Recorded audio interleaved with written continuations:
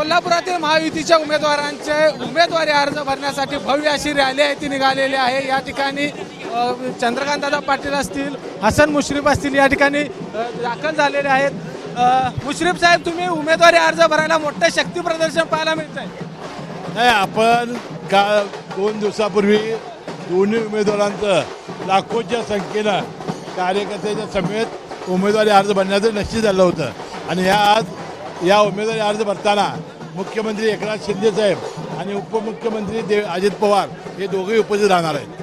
किती मोठं शक्ती प्रदर्शन, विजयाची किती तुम्हाला आशा वाटते? अनेक सांगितले की बघा दोन्ही उमेदवार आमचे प्रचंड मतांनी निवडून आल्याशिवाय राहणार नाही अशी परिस्थिती आता आहे।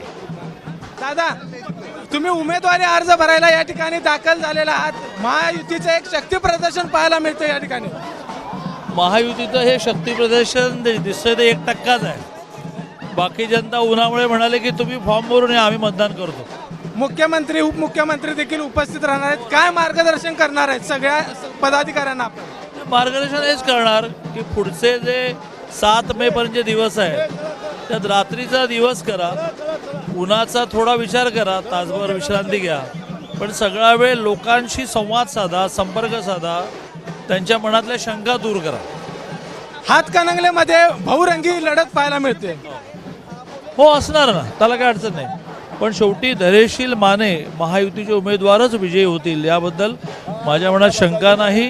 आणि आपणही जर नीट अंडरकरंट घेतलात तर तो अंडरकरंट हाच आहे की ठीक आहे, कोणी उमेदवार उभं राहू देत, आमचं मत मोदींना।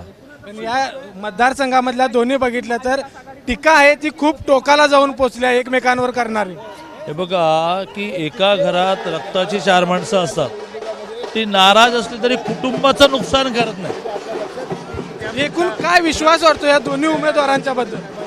काल मोदीजींनी पुढच्या 5 वर्षाचा जो जाहीरनामा घोषित केला आहे त्यानंतर देशातलीच, कोल्हापूर हातकणंगले नाही, देशातली निवडणूक शिल्लक उरली नाही, कारण 10 वर्षात त्यांनी जे म्हणू ते करून दाखवलं।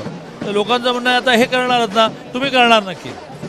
तर बघितलं या ठिकाणी महायुतीचे दोन्ही उमेदवार हे मोठ्या मताधिक्याने निवडून येतील अशा पद्धतीचा विश्वास महायुतीच्या नेत्यांनी या ठिकाणी व्यक्त केला आहे। कॅमेरामन निलेश शेवाळेसह विजय केसरकर, ABP माझा, कोल्हापूर।